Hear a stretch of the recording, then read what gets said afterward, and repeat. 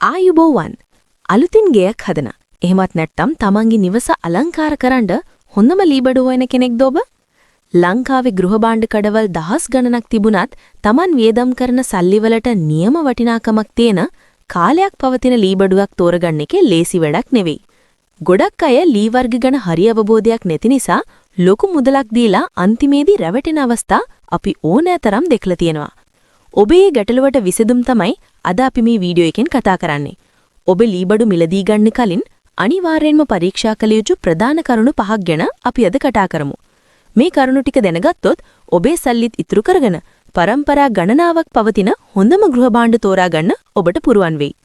ලී වර්ගය සහ ලීයේ ස්වභාවය හඳුනා ගැනීම. ලී කඳක කොටස් දෙකක් තියෙනවා. හાર્ට්වුඩ් තද ලීය සහ සෙප්වුඩ් එළ ලීය තද ලීය. මේ ලී කඳේ ඇතුළතම ඇති තද පැහැති කොටසයි.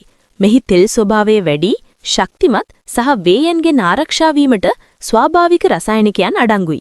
එළ ලීය. මෙය පිටතින් ඇති ලා පැහැති කොටසයි. මෙහි ජලය සහ ආහාර ගබඩාවන නිසා වේයන් සහ ගුල්ලන් ඉක්මනින්ම ආකර්ෂණය වෙනවා. බොහෝ අය ලාභයට බඩු දෙනකොට ලීයේ එළ ලීය ගොඩක් පාවිච්චි කරනවා. මිලදී ගන්නකොට ලීයේ පැහැය ඒකාකාරීව තද පාටට තියෙනවද කියලා බලංග අමතක කරන්න එපා. ඊළඟට පදම් කිරීම සීසනින්. ගසක් කැපූ අලුතේ එහි විශාල ජල ප්‍රමාණයක් තියෙනවා. ලීබඩු හැදීමට පෙර මේ ජලය ඉවත් කළ යුතුයි. සිදුවන හානිය. පදම් නොකළ එහෙමත් නැත්නම් අමු ලීයෙන් බඩු හඩුවොත් කාලයත් එක්ක ලීය වියලෙනකොට එය ඇද වෙනවා. වෝපින් හෝ තැන් වලින් පැලෙනවා.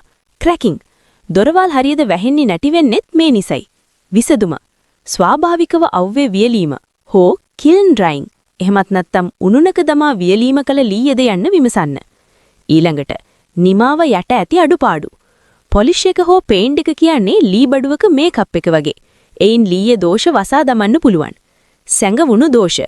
පළුදු වුණු ටැන් වලට ලී කුඩු සහ ගම්, වුඩ් ෆිලර් දමා වසා එයට උඩින් තද පැහැති පොලිෂ් එකක් දැමූ විට පාරිභෝගිකයාට එය පෙනෙන්නේ නැහැ. පරීක්ෂා කරන ක්‍රමය ලී බඩුව අතින් පිරිමැද බලන විට නිරායම් හෝ රළු බවක් තිබේදයි බලංග. එමෙම්ම ස්වාභාවික ලී රටා එක දිගට විහිදෙනවාද නැත්නම් තැන් වල මැකී ගොස් තිබේදයි බලංග. ඊළඟට සංදි සහ මූට්ටු ජොයින්ටිං ටෙක්නික්ස්. ලී බඩුවකේ ආයු කාලය තීරණය වන්නේ එය එකලස් කර ඇති ආකාරයට අනුවයි. ටෙනන් ඇන්ඩ් මෝටිස් මේ පැරණි සිංහල ක්‍රමයයි. එක ලී එක සිදුවක් සාදා අනෙක් ලීයේ නිරා කොටසයට ඇතුළු කර ලී ඇන ගසීම.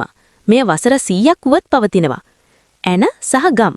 ලාභ ලී බඩුවල ලී දෙකක් එකට තබා නිකම්ම ඇන ගහලා තේනවා. කාලයත් එක්ක ඇන බුරුළු වෙලා බඩුව සෙලවෙන්න පටන් ගන්නවා. ඊළඟට වගකීම් සහතිකය සහ අලවියෙන් පසු සේවාව. ලී බඩු කියන්නේ අවුරුදු 20ක් 30ක් පාවිච්චි කරන්න ගන්න දේවල්. විශ්වාසනීයත්වය. අවුරුදු 10ක් හෝ 15ක් වගකීමක් දී හැක්කේ නිවැරදිව පදම් කළ ලී පාවිච්චි කරන ආයතනයකට පමණයි. බැලිය යුතු දේවල්. වේයන්ගෙන් ආරක්ෂා වීමට වගකීමක් දෙනවාද? ලීය පැළුනොත් හෝ ඇදවුනොත් අලුත් කර දෙනවාද? නිකම්ම කොළ කෑල්ලක ලියලා දෙන වගකීමට වඩා ඒ ආයතනයට තියෙන ප්‍රසිද්ධිය සහ පාරිභෝගික ප්‍රතිචාර බලන්න ඔබ අමතක කරන්න එපා.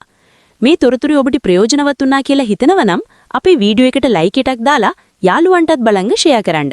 ඉදිරියටත් ලංකාවේ හොඳම ලී බඩු සහ ඒවායේ මිල ගණන් ගැන දැනගන්න අපේ channel එක subscribe කරලා තියාගන්න.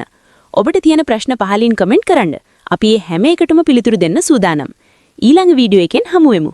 බොහොම ස්තුතියි.